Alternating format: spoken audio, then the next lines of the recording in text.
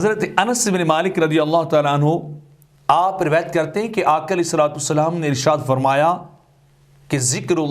اللہ کا ذکر یہ ایمان کا علم اور نشانی ہے کہ جو شخص اللہ کی یاد میں مگن رہتا ہے، اللہ کے ذکر و فکر میں لگا رہتا ہے، تو اللہ کو یاد کرنا یہ ایمان کی علامت ہے،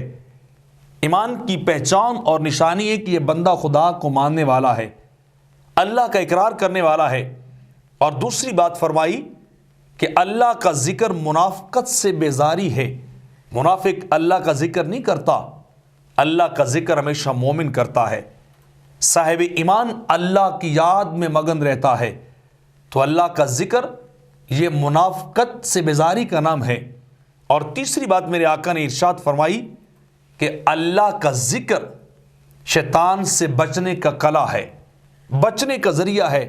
کیونکہ ایک حدیث پاک کے اندر آتا ہے جب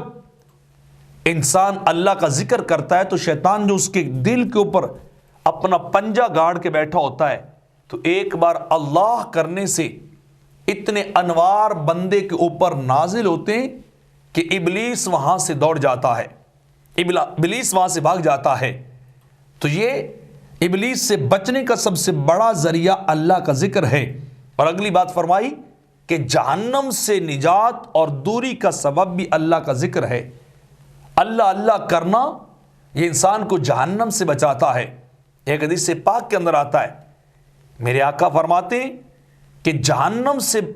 بچانے والا کوئی عمل اللہ کے ذکر سے بڑھ کر نہیں ہے۔